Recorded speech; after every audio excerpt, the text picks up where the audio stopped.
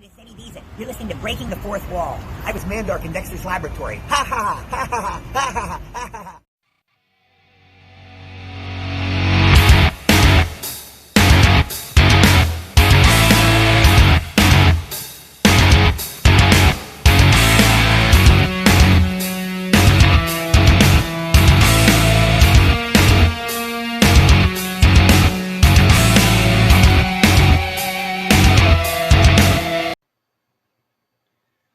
Hey, what's up, guys? Christopher Stolle back for another Breaking the Fourth Wall interview, and this time I'm sitting down with somebody who not only works within the independent wrestling circuit, which makes it feel like home to me. For people who have seen the show, you know I used to be an independent professional wrestler. There may be one time that this guy and I work together, and we just don't realize it yet. But until then, he's also a podcaster. Make sure you're checking out his podcast. We're going to learn a lot more about it right here and now. Ladies and gentlemen, Mr. John Orlando. John, how you doing?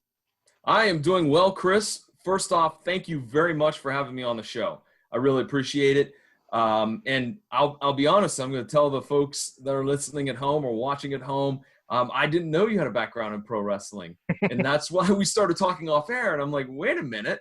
You know, and it's very, very weird because there is a 6 degrees of separation, just like that Kevin Bacon game sometime. I bet, I guarantee you and I know one or two people because we've worked shows with them or whatnot. I guarantee if we sat down here for a couple of hours, we'd come up with at least two. I'll tell you what, if I sit here right now, I can probably name one federation, and if this federation doesn't connect it up, obviously we'll have to dig deeper. But 9 times out of 10, that 10 degrees of separation comes to one federation that I have worked for. It's not too far away from you. It wasn't too far away from me in Colorado. It's kind of in the middle, out of eastern Kansas. The legendary BBOW and Dan Casada. BBOW. Bad Boys of Wrestling. That rings a bell.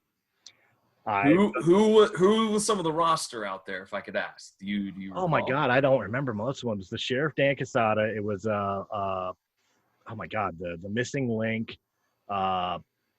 I know the RMCW guys like myself that went out there. So there was the East Coast Kid Matt Wild, and there was Paul Diamond, and there was Lightning Blind Mike. Or at the time he was Mr. 2020 Blind Mike. He was pulling the heel gimmick. So Wolfgang Von Dusen. There's a couple of them over there. It's been so long I don't remember all the names, but yeah, you know that's legendary independent circuit right there. So that is yeah. Man, but it's a small world. Like I'll talk to some people. As a matter of fact, on my own podcast, which we'll get into here in a minute, I had an independent pro wrestler on, Trisha Dora. And she's making waves. She just was mentioned in the PWI 500, I believe, a couple weeks ago. Oh, congratulations. Yeah, and so we were talking and off air. I just mentioned, so you're down in Baltimore. Do you happen to know this person? She goes, oh, my God, yeah. She goes, how do you know him? I'm like, well, he came up to Ohio. He worked a show in January with me. And, you know, one of the most sincere guys. And we started talking. And it's always like that. It's always like that. You'll find someone, man, that you have interacted with, no matter, you know, in your instance, you were in Colorado, I'm in Ohio, or Philadelphia in Ohio. I guarantee if we sat here for a while, we'd come up with a list of names. I mean, I'm sure you know this as well, but the weirdest part is when you get the big name stars, whether they were former, you know, big leaguers or current big leaguers, when they get to know who the hell you are. You know, yeah, I'm thinking back years and years and years ago. You know, I was still very wet behind the ears, as it were, in the business. And I get recognition from people like, you know, the late Superfly Jimmy Snuka. He knew who Matt Wild was. I'm like, get the fuck out of here. How do you know who I am? You know? I ain't nobody to you.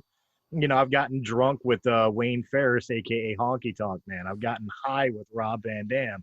You know, it's a weird mesh world.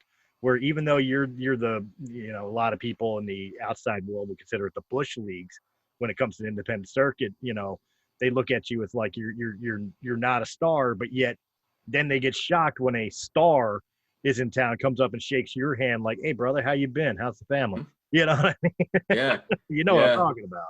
Oh, absolutely. Absolutely. It's my favorite story because nothing bad happened, but I have a Hacksaw Jim Duggan story. Love to hear because I've never met him and I would love to have. Okay, this is the night that I like to call Hacksaw Jim Duggan damn near killed me. So I was not only was I the ring announcer for Ohio Championship Wrestling based here in Ohio. It's out in the eastern part of the state. It was based in a city called Coshocton. And now if people Google Ohio Championship Wrestling, you'll find it now. It has moved to Akron because the promoter had sold the business to another promoter and they moved it to Akron. Okay. But at that time, I was helping to book a little bit. And I remember getting a phone call from the promoter, Big Guns Jeff Cannon, and he said, hey, we got Hacksaw coming. I need help on trying to get him out to intermission, like out doing maybe an interview, and then he could just stay and do, his Polaroids and stuff. But he goes, I don't want to do like an autograph. So I said, okay, man. I said, well, I'll tell you what, Jeff, what do you got? Who's taking on Hacksaw? He's like, well, we got a new guy. We've never used him before. He was from West Virginia. Okay. Name was Mr. 8x10, Michael Cruz. And he was just your arrogant, typical heel. But he had a gigantic framed poster of himself. And he would bring it out. So I'm like, here's what we do. I'm running down some of the other matches right at the intermission point. I forget to mention Michael Cruz. He comes out, he's mad. Well, hey, blah, blah, blah, blah. I'll be like, dude, I don't know. You weren't on my format. He can get bad. He can get mad. Grab me by the lapels, take me to the corner. I oughta. Oh, here comes Hacksaw. Come out. He gets in the ring. Cruz leaves. He could do a quick low. I'll see you later tonight. Tough guy, but, So what do you think? So Jeff goes, I'll pitch it to Jim and see what he says. Okay. So calls me back maybe the next day or so. He goes, it's on. Exactly how you pitched it. Great idea. Okay, cool. Thank you. All right. So we get to the venue. It was probably a week or two later. Jeff goes, picks him up in the hotel, comes back. We all have a little meeting. How you doing? I'm John. We exchange pleasantries. So comes time for the segment. Right. So I'm in the ring and I'm doing the spiel. Here comes Michael Cruz out. He's got the framed photo, slides in the ring, and he's like, how dare you? Takes me to the back. And right on cue, oh. And so as he gets halfway down the aisle, Duggan throws the 2x4. Oh, no. Towards the ring. Yeah, Chris. So I'm like, oh, shit. And, Cruz bails. And the 2x4 bounces. He gets in, and he says, hey, tough guy, grab that pitcher. I don't pay attention. I don't even think. I just do it. And he goes, hold it right there, tough guy. And I'm like, yeah. And then I'm like, oh, shit. He's going to hit it with the – and it's heavy, so I know there's glass in it. It's not a plastic frame. And I'm like, oh, shit. And he rears back. And the only thing I could do is just do this. And I don't know if this is going to come across well in this podcast, but I just turned away from it so it wouldn't get me in the face. He hits it. It shatters everywhere. Oh. All over the one side of the ring where there's fans. and it's like the needle on the record. Like it went, and he has to get on the mic and apologize for it. The other thing he doesn't know is we had Shark Boy on the show. His kids were there. He was not very happy about it either. Oh, jeez. So it was a mess. And I got in the back, and he's back there ranting and raving. Hey, who brings glass to the ring? I'm like, why didn't you ask if it was glass? It's the only thing I could think of. But dude, it was crazy. I mean, so that's my Hacksaw Jim Duggan story. I have two stories that kind of came to mind when you were talking about that. One that was actually directly involving me, and another one where I just watched the superstar do what he did. It was at a show that I was at, but I was at the time I wasn't active in wrestling. I was still training, so I was still a greenhorn. And we were able to get George the Animal Steele on the show. Okay. And George's Steele deal where he'll eat a turnbuckle and all that. Mm-hmm. So we gimmicked one up for him because Izzy Avalis, the owner of Grand Wrestling Alliance, had just bought all brand new turnbuckle pads. So we had the new ones on the ring, but we had one in the ring that was older. It was gimmicked for him to rip open and eat the stuffing out of and do what he does. I had to take him out. I myself had to take him out to the ring, show him which one it was and in which corner, so he knew which one was the right one to be able to tear apart. And he was fine with it and everything else. Everything was great. Show's going on. He's taking on, I believe it was Jim Proper, one of the GWA's top guys. And of course, he's going to false corners, eat, and crowd's going nuts. And then like Jim would cut him off, and everything be fine. Well, finally he gets Jim on the ground. He turns around, he's screaming, eat, and he goes to a corner.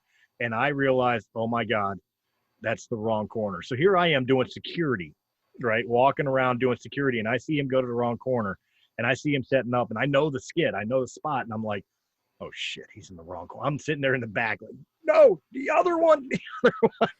George rips open a $400 turnbuckle pad and tears into it. I look over to the promoter, Izzy Avalis, and I've never seen a Puerto Rican turn whiter. Like, he was mad. The other incident that kind of reminds me of the broken glass scenario was actually kind of funny. I was a heel at the time, and it wasn't too long that I was in Rocky Mountain Championship Wrestling. And I was going through a feud against Lightning Blind Mike, which for people who don't know, Lightning Blind Mike is legitimately blind. It's not a gimmick. He only has 20% of peripheral vision. He can only see shadows out of the corner of his eyes. Yet he's still an active wrestler, and he's a real good one too. I loved my feud with him, especially when I was the bad guy and I was allowed to pick on his disability. I pulled the John Cena stuff like you can't see me and all that, silly shit. And it was a particular match. We had a referee in there who winds up becoming my best friend. I met him for the first time this match, and I'm beating the hell out of Mike. And I had a manager at the time, a girl that was supposed to slide in a steel chair for me to lay into Blind Mike, right? That the referee doesn't see. So the setup is, I piss off the referee a little too much. He backs me in a corner to tell me off and all that.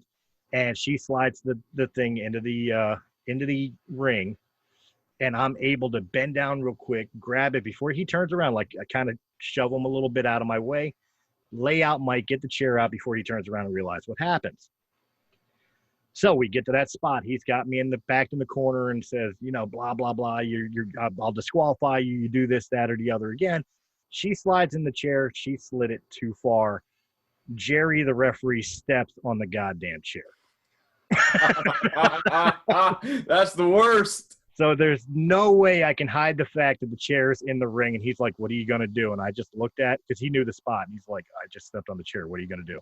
I looked at him. He said, this became our friendship right here. He said, because I looked him square in the eye and I said, I'm sorry. And I just grabbed him by the back of the head, slammed him into the turnbuckle pad to be able to pull the spot off. And I was so frustrated that when I threw the chair, the chair shot, I wrapped it around Blind Mike's head.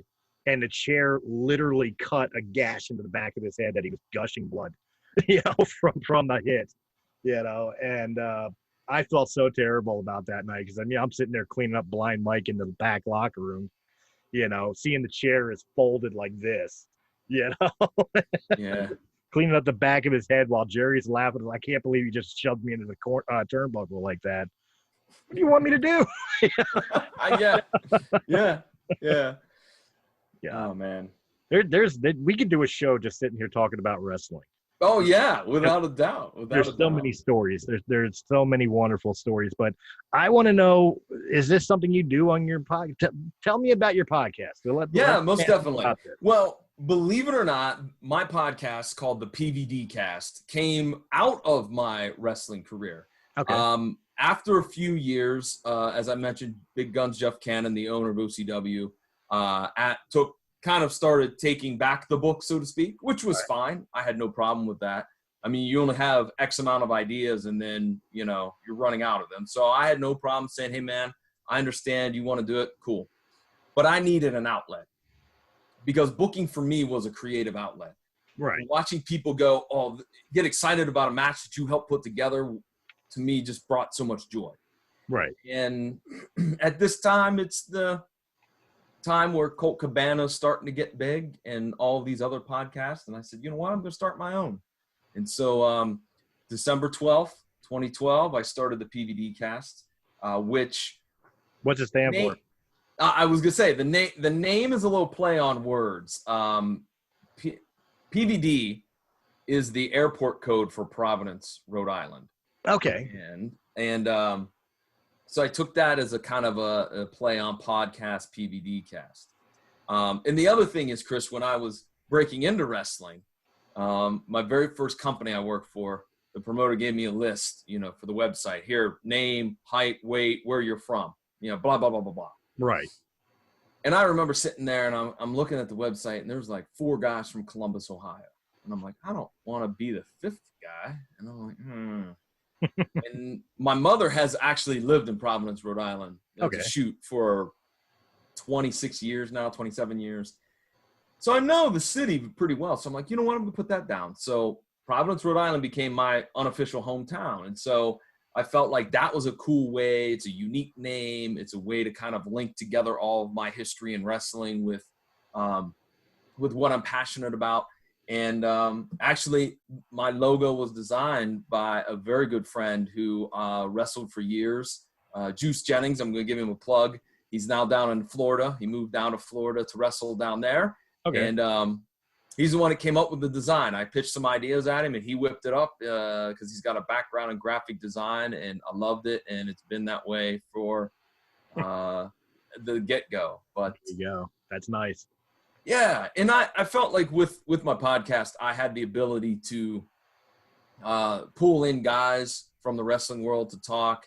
I'm also a huge comic book nerd, as evident by Deadpool behind me. Never would have noticed. And so I had a lot of connections to the independent comic book scene here in Columbus, Ohio, which we do have a pretty vibrant underground comic scene. Okay. Or independent comic scene. And so I knew and had friends in that. So it was real easy to pull from those two genres, so to speak.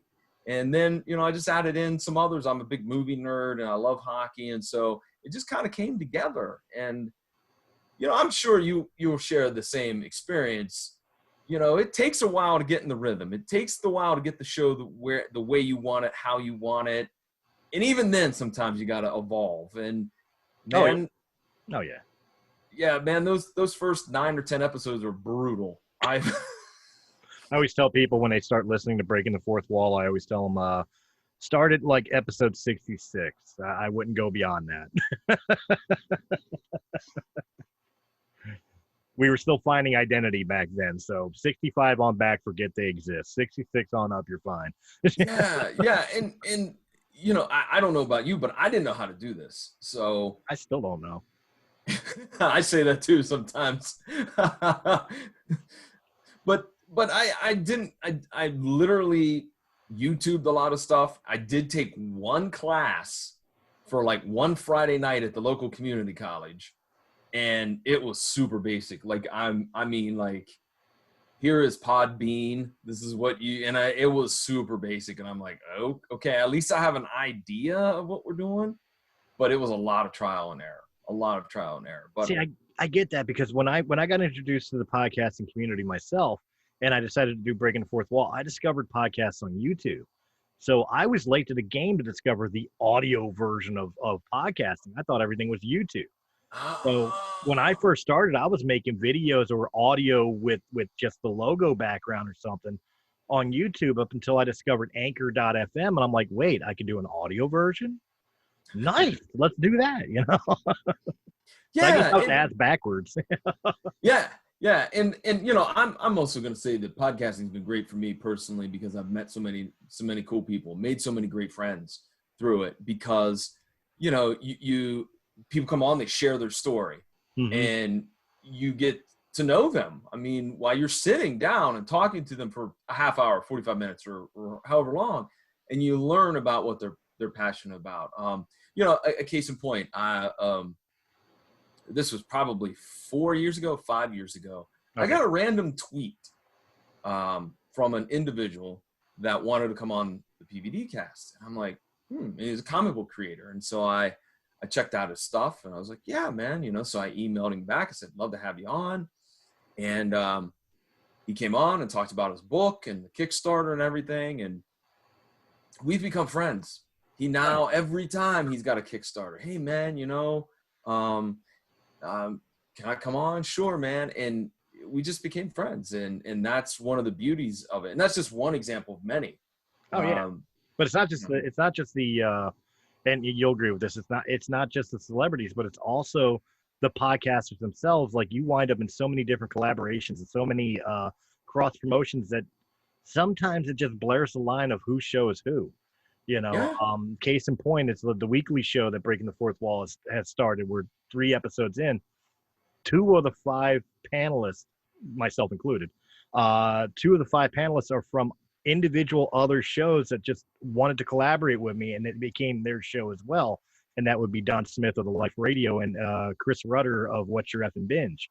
You know, they have their own individual things, but they join me every week for Breaking the Fourth Wall just because we built that relationship. You know, Yeah. and I think that's the great part. It's just the connection between us, the podcasters, and then, you know, if the relationships with podcasters is the cake, then making friends with people like Scotty Schwartz or Jack O'Halloran is the icing. Yeah. Yes. Yes, I agree wholeheartedly. You know, and you know, same here. I've been collaborating, especially I'll be very frank, with COVID and with the coronavirus over these last 6 months. I used to play in rec league hockey on Sunday mornings. I'm not doing that because I don't feel it's safe. And even though just in the last couple of weeks they started back up, I'm like, I don't know yet. I'm still gonna wait a little bit. Right. And so the Three Geeks podcast, I know them. They're here in Columbus. Those guys were like, why don't you just sit in with us on Sunday mornings? I'm like, cool. And we started collaborating as well. As a matter of fact, I'll talk about one of my new projects I've been working on. It's myself and it's Jason Taylor from the Three Geek podcast, doing our own MatTalk themed podcast. That's right. You heard me say MatTalk themed podcast. Yes. Very nice. I've got to hear about this now. Why MatTalk? Since I've got the exclusive, I'm gonna dig this one deep. Okay. Why MatTalk? What's going on? Okay.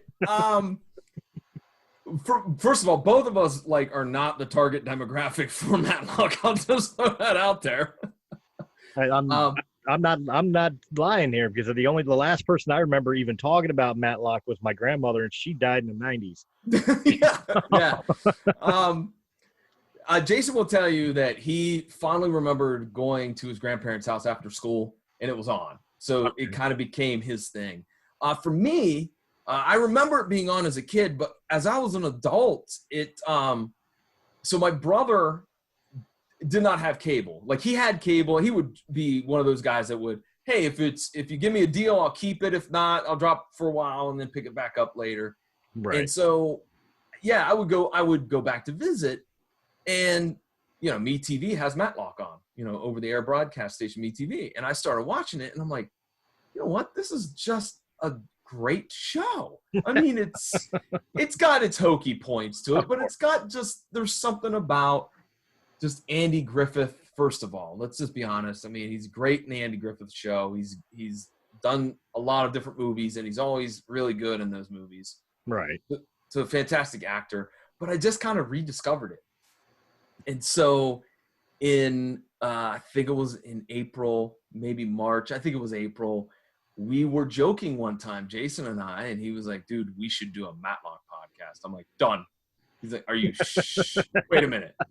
That was too easy, John. I'm like, no, done. We should do it. Let's do it. He's like, okay. I was like, look, the only rule I'm going to say is I don't want to dump a bunch of money into it, though. So let's keep it on the cheap, because I don't know how well received this is going to go. So you know what? There may be a niche out there for that. You never know. Chris, we found the niche. Because there are some obscure, I've seen podcasting for like crocheting, and they're doing great numbers. You know what I mean? So, I mean, there's something out there for everybody. Yeah. We found 2 MatTalk Facebook groups, and we started advertising in there. It's done well. It's not done it's not off the charts a success, Right. But it wasn't. I'm being honest. I was thinking, if we get like 30 or 40 listeners, okay, point will be taken. But I mean, we've tripled that on some episodes. I'm like, okay. So basically, what we've decided to do is that we both got our own versions, our own copies, if you will, of season 1 on DVD, and we're just watching each episode and then critiquing it and talking about what we liked and what we didn't like, and some of the of shows in the 80s with some of their stereotypes and stuff like that. We have a good time with it. We drop episodes the second and fourth Monday of every month. And we do that on Anchor, anchor.fm/MatTalk, MatTalk. And you can also join us over on the Facebook page. It's at MatTalk Podcast. And you can see all of the episodes and what we got going on. We just started taking some of the older ones and dropping them onto YouTube as well, with a little bit of just a static background. But for folks that want to check it out, there's a couple different, just search for MatTalk Podcast in YouTube and you should find it. There's only one episode up right now, but we got 6 out there on Anchor, and we're going to keep on plugging along because, as I said, it's been a pleasant surprise. Well, I'll tell you what, I'm gonna give you a little suggestion here. I'm gonna pitch you to go on What's Your Effing Binge with Chris Brudder. His show is designed to where you pick a show topic to talk about, your favorite show, and you aren't allowed to tell him what the show is. You just have to. It becomes a game where he's got to guess it from your examples. I'm almost betting he will not get Matlock, so you got to do it. Okay.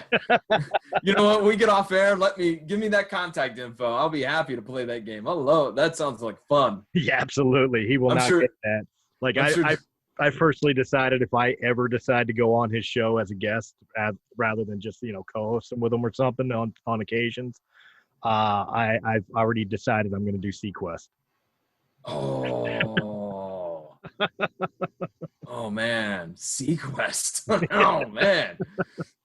I can think of a couple others too that would be a tough one as well. That would, but I imagine it's obscure enough, but it has enough science fiction to it that it could be misconstrued as Andromeda, Battlestar Galactica. Depending on how obscure I am with it. And who knows? That's awesome. That's awesome. But yeah, so I mean that's the second project that we've started. The PVDcast, as I mentioned, been going on for 7 years. Recently I just dropped I have 2 friends that come on and we talk about the big WWE pay-per-view. So we just released our review of SummerSlam and NXT 30. And so that just dropped this week. And I got some other cool guests lined up. One I'm really looking forward to. I don't think I'm going to jinx myself by talking about it, but Bruce Valanche is going to be joining me next week. And I'm looking forward to talking to him because I need to know. I need to know all about the Star Wars Holiday Special because you've so much. You've seen it. Yeah. Oh, I'm a Star Wars fan. Of course I've seen it. I still have it on my computer. I've got that infamous doesn't exist copy, with the original Boba Fett cartoon on it. I had a buddy that bought a VHS copy on eBay, and the best part about it was that it literally was just a tape from some Baltimore CBS station. Yeah. So not only did you get the hokiness of the actual Star Wars show, but you got like hey, come on down to Jeff Daniels Chevrolet. We got Chevettes. We can put you in, the period classic commercials. Nice. Yeah, Merit cigarettes. When you've had a rough day, just unwind and take a big long drag. It's a completely different topic, but my grandmother growing up, she had bought this cassette case thing through the years, and it was cassette tapes, audio tapes. You remember those kids? Before CDs, there was tape. Just go with me on this. It played music, and on these were old-time radio programs. Now, when I say old-time radio programs, I'm talking like Burns and Gracie. I'm talking Abbott and Costello. I'm talking, the classics, Dean and Martin. you know. But what was cool about it was those shows, these episodes that are on these tapes, still had the original, like their sponsors and the commercials for the sponsors. So most of them was like Camel cigarettes commercial with their T zone, T for taste and T for throat. Oh man. 9 out of 10 doctors recommend Camel. Oh man, it's, you know what? But I love that too. I mean, obviously, we're both big fans of pro wrestling. I'm gonna ask you, who were some of your favorites? Well, back in the day? I'll tell you right now, my gimmick was blatantly ripped off of both the cockiness and high fly style of Shawn Michaels with the in ring generalness of Bret Hart. So I without a doubt, I have to say those are two of my all time idol gimmicks. But I mean, there were a lot of them, and a lot of them were tag team specialists. I love tag teams, but I mean, like Flying Brian Pillman. Oh yeah. You know, Chris Jericho, Rob Van Dam, Little Guido. You know, Very underrated. Very underrated.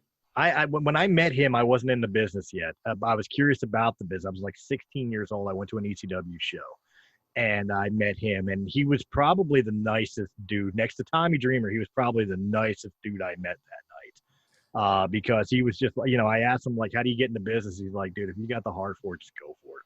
You know, and he was the one that gave like the most positive, you know, whatever to it, you know, because I remember asking Dancing Stevie Richards when I met him at a GameStop one time. It's like, you're a fucking idiot. Don't do that. I was stiff. Jeez. Yeah, it was very stiff.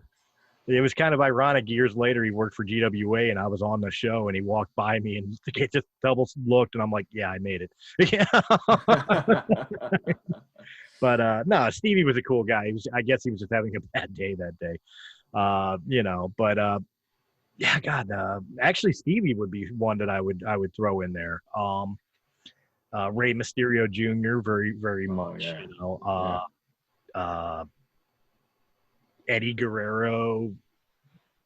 I know this is an unpopular person to mention, but Chris Benoit before Insanity. I was gonna say, you know what, Chris? I'm in the camp of this, that I respect him as a wrestler, not as a person, right? As a human being. I feel like I can separate the two. And as a performer, fantastic in the ring. As a human being, horrible, absolutely the worst, right up there with Hitler. Oh, so absolutely. But you know, but I know it's unpopular, but that's an A-okay choice for me. And of course, I would be remiss if I didn't mention, you know, to my mind, the people that paved the way for all of those types of gimmicks would be, you know, I have to pay tribute to Roddy Piper, and I have to pay tribute to the man, Ric Flair. Oh yeah. Yeah. Oh yeah. Not Hogan. Screw him. You know, here was and this is honest to God's truth. As a kid, I never much cared for Hogan. Because in my mind, like, one, I noticed even as young, I started watching when I was like 9 years old. But even at 9, Chris, I'm like, Hogan wrestles the same match over and over again. There's nothing different. Like, exactly. I picked that out. And then the other thing, I'm like, wait a minute, he's supposed to be the good guy, and he just raked that dude's back. That's not cool. Never much cared for him. But 1987, my brother decides to take me and my sister-in-law and my 2 young nephews and me to go see WWE house show. Okay. In the main event, Kamala versus Hulk Hogan for the WWF title. Recently deceased. Yeah. And I was like, whatever, Hulk Hogan. But I'll tell you right now, when he comes out, I don't care how jaded you are, you're cheering. Oh, he had it. Oh, absolutely. Like, as far as an in-ring wrestler is concerned, I've never loved Hogan. I never loved watching his shows or anything else. In fact, during the days that I first broke into enjoying wrestling, I was more interested in, you know, Rick Martel and Tito Santana. You know, I was more interested in Demolition, and you know, I was interested in Big Boss Man, and you know, the Ultimate Warrior. I was a big Warrior fan, and the Texas Tornado, Kerry Von Erich. Like these were the guys I was watching. Hogan and Macho Man were boring to me.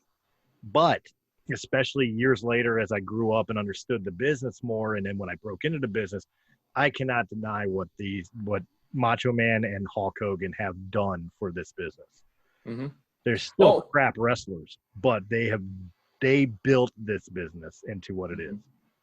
Yeah, you know, and then the second time that I saw Hogan live, you fast forward to 92, and it's Hogan and Flair at the Pittsburgh Civic Arena. I'm going, now this time now I'm like a junior in high school, and I'm even more jaded. Like, F Hulk Hogan, who cares?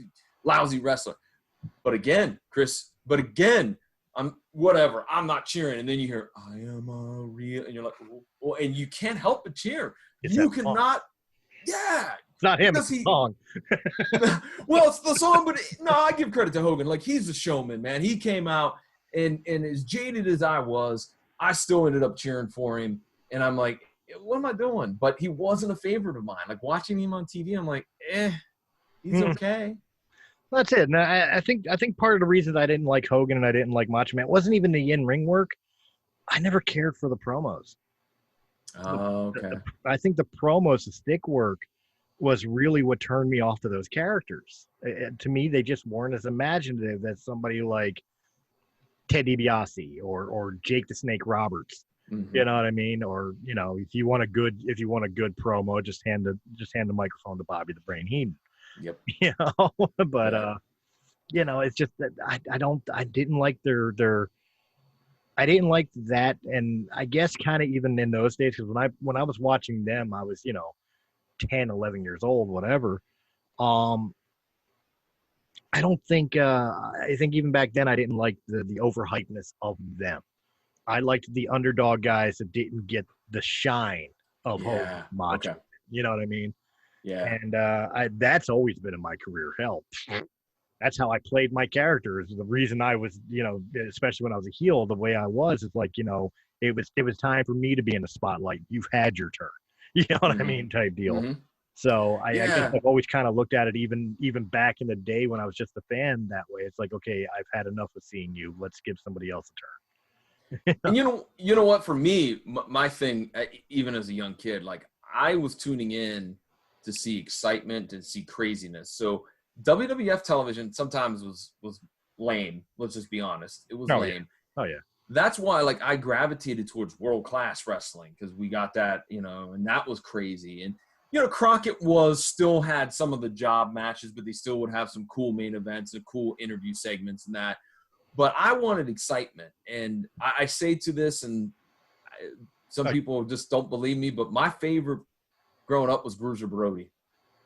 Bruiser Brody, you were mentioning the world-class days and everything else. I remember when I discovered them, that was in the heydays of, if I remember correctly, that was the heydays of the feud between Ric Flair and Ricky the Dragon Steamboat. And those were some classic freaking main events. Yeah. Yeah. But my favorite was, because to me, Brody was unpredictable. Right. Every time I as a kid would get a little bit nervous every time he was on the TV, because I felt like, and people laugh, but I felt like I'm going to watch someone die on TV. Because Brody's going to kill this guy. He's going to murder him. Later on, Brody got replaced by somebody named New Jack. Oh, man. All right, well, I'm gonna turn this around on you, because you kind of hijacked my show for a second. And I'm sorry about that, Chris. I don't mind. You made my job easier, but but I'm gonna turn your question around on you. And what were your influences to even want to even be a part of this business, this silly business? I just think because I was enamored with the business. I knew that I was never going to be a big dude, and that I would never in a million years be a wrestler. And I shared off air. I went to a camp for a weekend to try it way back in 2001. And I told the individual that was running the camp, I was like, yeah, I mean, I want to do something in this biz, but this isn't it. This isn't for me. And it would be a waste of time and a joke if I continued to try to pursue this. And he had said, well, have you ever thought about doing something like ring announcing or play-by-play work, because you have a great voice? And I said, sir, I have. And he told me, he says, well, get in anywhere, any promotion. Doesn't matter how big it is, how small it is. You can always move up, get in. Right. And for me, like if we're looking at things in terms of a non-wrestling personnel, growing up, I loved Jim Ross. I loved hearing Gordon Soley. I loved Lance Russell. Like, just those guys really, really made things really real. And Lance Russell even threw in a little comedy. There was a little ha-ha at times with him, but I liked that. And so those are probably my inspirations for what I did here in this business and what I continue to do. So those would be the three big influences for me. Have you thought about with your play-by-play? I don't know if you go solo, like for sake of argument, like Joey Styles, who, by the way, is highly underrated when it comes to play-by-play announcement, and I don't think ever gets the respect that he truly deserves for what he pulled, not only for ECW but also through his time with WWE and stuff like that. But I assume you pretty much do play-by-play like solo, like Styles. Have you thought about having a permanent team? Actually, no. I've predominantly done it with a partner. Okay. And look, I did one show. In fact, it got done during COVID, and so I did it by myself. And I'm not very proud of that work because I just feel like, I mean, it's tough. Hats off to Joey Styles. I don't know how he did it all those years because it's tough. It is super tough. On the other hand, also with play-by-play, you got to find that right partner. Right. You know, I'm not being disrespectful to some of the other folks that have joined me in the broadcast booth. And I know, hell, one of them will even tell you he's garbage. I mean, he'll just tell you that he's not very good. He just got thrown in there. Right. But you got to find that chemistry, and you got to be able to click with that person and know, you know, what you want to accomplish. And ultimately, I was brought up that my particular role is to be a very sturdy background player. And I think that that's the thing that some play-by-play announcers don't realize, that you are there to highlight the action in the ring. You are not the action in the ring. You know, I'm sure you probably run across that, you know.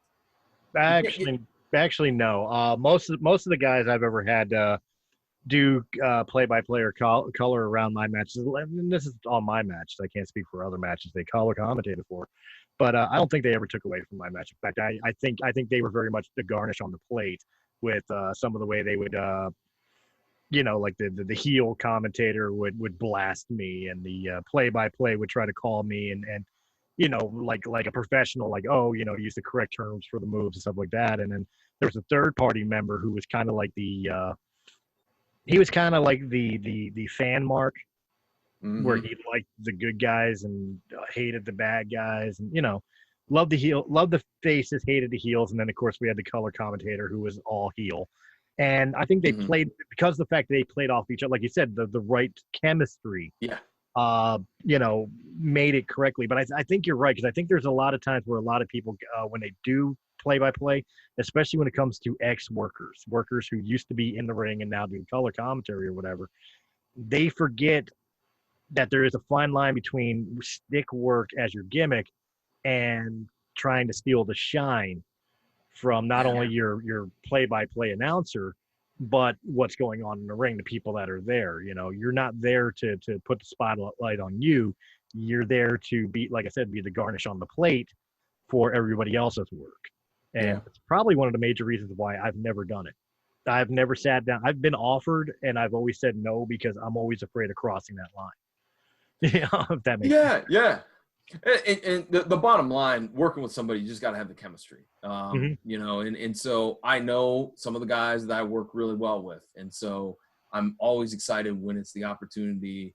I get the call, hey, we're doing a show. Do you mind doing some color play-by-play? Yeah. Is so-and-so going to be? Yeah. Okay. I'm there, because I know it might take us maybe the first match to get in rhythm, but boom, once we're there, I mean, we're clicking right along. And, it's a lot harder than you think. I mean, I think that's one of the things that some fans think, You just sit behind the table and you call moves. Well, that's a lot of things that the people don't realize is that, as much as in this day and age, kayfabe's dead. So we could say this, much as people know that the matches are pretty much scripted or predetermined, the play-by-play guys, the announcer tables, they don't have a script in front of them saying that this move's going to be followed up by this move, by this move, by this move, and this person's going over. They don't know that. So for them, it's the same as you sitting at home watching a match. You don't know what the outcome is. So you're literally calling the moves as they happen, seeing them for the first time. And it's hard to hold all that knowledge. And quite honestly, especially when trying to play a character or gimmick involved, I've got to ask, which is your more favorite style to commentate? Would it be more of the Jerry the King Lawler and Vince McMahon, where you got the straight play-by-play and then the gimmick heel, or do you more prefer like the more professional sports, where I'm thinking of like Tony Schiavone and Jim Ross? You know what I mean? Where it makes sense. I'll be honest. I feel I do much better when it's the professionals. I'll just throw them out there. Hakimata Matt Mason is my partner for when I work with New Ohio Wrestling. And Matt and I have known each other for years. Matt used to wrestle, phenomenal talent, but he just had a few injuries, had that injury bug. And then, much like I think you stated, off air, family comes first, and that became a what he wanted to do. But he comes back for color commentary, and he and I click really, really well. But it is more along those lines of that more professionalism, where I'll tell you what's going on in the ring, and then I will, or we get to it now where Matt doesn't have to have me throw it to him. He knows when, okay, I know what John's going to say. Here we go. Like, oh, he just hit him with a big arm drag, and I'll crank you on that arm. Boom, he knows. He's got to get the pressure off that elbow. Otherwise, we're in sync now. So right. I feel like I do better with that. There have been some times where it's been the Vince McMahon and Jerry Lawler, where I don't know. I would like to get better at doing that, because I think that's a totally different skill set. Oh, yeah. Well, again, I think that's where personality comes into a lot of play, where you as the straight man commentator have to be able to play off the fact that this guy's being a jerk, but the jerk has to be the right type of jerk. You don't want to be a put-off jerk. You have to be the funny jerk. And I think that's why I use Jerry Lawler as an example, because I think next to Bobby the Brain Heenan, Jerry Lawler is second to none on skirting that line between being a straight-up mark for his own gimmick and just being a straight-up, like, insult comedian. You know what I mean? Yeah. No, I agree. I mean, Bobby was the best, hands down. But Lawler's are up there. Yeah, most definitely. I think that's what you need, is you need the right chemistry with the people that know how to play off each other comedy-wise, to really pull that off. And yet still, and that was one of the reasons I liked both Bobby the Brain Heenan and Jerry Lawler, was although they were pulling the heels, the ham and eggers, or the the idiots out there and all that, they were still launching real knowledge at you. Even though they were playing their characters or their gimmicks, they were still giving wrestling clinics as far as move sets and like you were saying, like your color commentator knows to do with the arm drag, like to get the pressure off the arm, got to turn in on it so he's not putting his full weight into it. They were still pulling that off with turning around and making jokes like the hardest 4 years of his life was the third grade. You know what I mean? Yeah. So, like I said, for anyone that's and ring announcing, there's a technique to it too. And growing up, I mean, obviously the Fink was a favorite, ring announcer. Gary Michael Capetta, to me, in WCW was always really, really good. So they were kind of role models for me. There's always been a standard for ring announcers, and that standard is Michael Buffer. But I mean, there's been some underrated ones, even in the WWE. I personally like Lillian Garcia. I think she's got a great announcer voice, and the way she presents. I always get a kick out of how her voice will kind of break at the end. Bret Hart, it kind of almost steps up in the frame a little bit. Yeah, I always got a kick out of that. but yeah, there's a skill set to everything. As a matter of fact, like, okay, you've done commentary. Have you ever thought of management? You know, One time, I actually have a story about that. One time, so there was another company. This was while I was still working for OCW, Ohio Championship Wrestling. There was another company that decided to start here in Columbus, and they were right down the street from my home. And the promoter of that company had talked to the promoter of Ohio Championship Wrestling, Jeff Cannon, and said, "Hey, you're bringing in Buff Bagwell on a Saturday night show. Could you bring him in? Could I use him Friday if he came in early, and we'll split the cost?" And that was agreed to. So I had spoken to Jeff and said, "Hey, man, look, this is right down the street from my house, and me and this other wrestler want to kind of do this. I want to be his manager, but And so Jeff goes, "Well, I would prefer that you not, but if you're going to do it, at least come up with a different character." And I'm like, "Oh, I'll come up with a character," because I'm not a character, honestly. I mean, right. As a ring announcer, as the play-by-play guy, you're not really a character. So I was like, "No problem. I got something cooked up. Not a problem. It's going to be like the Poindexter geeky nerdy professor guy. Not a problem." Okay. So we get to the venue, and it turns out my partner got stuck at work. "Hey, man, I'm going to be a little bit late. I should still be there way before bell time, but I'm not going to be there right away." Right. So I go and talk to the promoter, and I said, "Hey, man, so what are we doing tonight?" And he goes, "Oh, well, Caden and you have the main event against Buff." Oh, nice. Chris, I looked at him and go, wait, stop with the rib. It's not even funny, okay? Like, seriously, where are we on the show? "John, I'm serious. You, Caden, you got Buff in the main event." "No, stop. Wait, I've never done this before. You're not. This is not happening. Like, I have never managed before. I don't know. I mean, I think I know what I'm doing. I hope I know what I'm doing, but you're not." "No, I mean, that's the marquee matchup." Shit. Okay, so you're on the phone real quick, like, "Where the hell you at, man?" yeah, because I was like, hey, Caden, we got the main event against Buff," and he wouldn't believe me. I'm like, "Okay, fine, I'll wait till you get here." So he got there, and I'm like, "Hey, why don't you go talk to the promoter and see who we got?" And he had been wrestling like 4 years, so he was like, "I'm nervous." I'm like, "You're nervous? At least you've wrestled before. I have no idea what the hell I'm doing." And you know what, though? Buff was fantastic. He showed up. We introduced ourselves, okay, and I told him, I said, "Sir, I'm going to be 100% honest with you. First time I've ever done this. I've been, I told him my resume. I've done this, and this, but I've never managed before." And he goes, "All right, then we're going to keep it simple. You ready?" "Yeah." He gave me the finish. I'm like, "Okay." He goes, "Can you remember that?" "I can remember that." "Okay."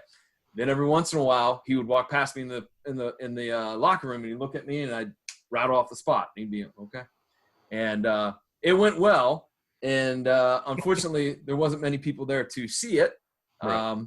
I think there was like 25 or 35 people that showed up for this show. Always fun. So, but yeah, I mean, that was my one shot at being a manager. And I'm like, okay, I think I'm good. I had something very similar, and it was in PWA. And to set a premise for what to understand how this is similar, I'll give you the match before. Youth Gone Wild was supposed to wrestle against a team known as TV Generation, and they were Frank Cody and Maverick. And during this time, a hurricane had ripped through Philadelphia, the area around. So TV Generation was coming out acting like they, were helping people through the hurricane, coming out in slickers and rubbers and stuff like that. My tag team partner is injured and can't wrestle that show. So he's managing us while I have another person fill in to be my tag team partner. And of course we job, and it was it was a drizzling shits match. Now, the reason I told you this was because of the fact I was green as shit. We were supposed to job, and it was just a horrible match. The following show, we were going up to my partner, Mike Thorne, and I were going up against the tag team champions of PWA, who at the time was the late, great Trent Acid and the Human Highlight Billy Real. all throughout the show, we knew we were jobbing, and it was punishment for the show beforehand because we were the tristling shits. Okay, and we're 2 years in our career, so we're nobody special. We knew we weren't going over for anything, and it's supposed to be a tag team title match. We were getting a title shot, but we were jobbing. Well, Trent, for whatever reason, no-showed the show, and it pissed off the booker that 3 minutes before going out there, the booker, Hoss Hawkins, comes up to me and to Mike Thorne and says, "You go over in 20, what's your finish?" And Tony and I both looked at each other like, "Stop fucking around. You win in 20 minutes. What is your ending?" And Tony and I just look at each other like, "Are you fucking kidding me? We're the tag team champions." It blew our minds like, no, we're not. No. And to his credit, Billy went out there and found a tag team partner in Mr. Arrogance. And, they pounded the living hell out of us, but we became the champions, and we actually retired the championship for PWA because we were the final tag team champions before the company closed. But, yeah, same deal. Like, we were not prepared for that at all. No, I've really not been like a nervous wreck except for that night because I'm like, oh my, wait, I thought we would have the opening match and we would be, I got Buff Bagwell. I'm like, this dude's been on TV, what the hell, But yeah, and it went smoothly. I didn't blow the spot, and everything went smoothly. That is awesome. Well, you know what? There's so much more we got to discuss and talk about, but I know I'm going to be coming to your show too. That's right. In a few weeks, you're going to be coming down to the PVD down, like we're countries or states or whatnot. Technically, it's like going to the right, I guess you would say. Kind of, yeah, Chris. But you're coming to the PVD cast in a couple of weeks, so. Coming to the PVD cast, and of course, I'm going to bring you on to the weekly show eventually, just to sit down and have a laugh with me and a bunch of the guys. Sure, man, most definitely. But there's going to be more, but I've got to cut it off here because if we do it all now, I can never have you back, and we'll have nothing to talk about on your show. There you go. Smart idea, Chris. I like it. Smart idea. So why don't you go ahead and tell everybody where they can find your show and what you got coming up next? Yeah, you got it. The PVD cast can be found at pvdcast.com, which is the home of yours truly on the internet. But it's also available through all those major podcasting platforms. Apple Podcasts, Spotify, Stitcher Radio, iHeartRadio app, on and on and on. I always tell people just pick your favorite podcast platform, search for PVDcast. Sometimes you have to put my name, John Orlando, after it, and you should be able to find it. You can also find me on Instagram and Facebook at PVDcast. And as a matter of fact, I just recently started doing some watch parties with some of the episodes of the PVD cast right there on the Facebook page. So keep your eye out for when the next one of those is going to be. You can find me on Twitter. My personal Twitter handle is at PVDMVP. And you can also check out MatTalk if you like. If you're a fan of Matlock, or maybe your grand, I don't know. You can find that at anchor.fm/MatTalk, MatTalk. It's also available through all those other major podcasting platforms, or visit the Facebook page, which is at MatTalk Podcast. So Matt at MatTalk. At MatTalk Podcast. Okay. The way you did that was Matt at Matt. I'm good for one botch. There you go. Well, you could put a drinking game to how many times I screw up on my own show. And of course, guys, if you enjoyed this episode in any capacity, make sure you hit that thumbs up button, like, share, comment, subscribe. For our audio-only listeners, find Realm of the Mist Entertainment on Anchor.fm, Apple iTunes, Spotify, Pandora, iHeartRadio, or wherever quality podcasts can be heard. Of course, check out the weekly show released every Tuesday. We just released one yesterday morning, episode 3. What the hell did I call that? Oh, yeah, Bison Lipstick. You guys will want to know what that's all about. Check it out.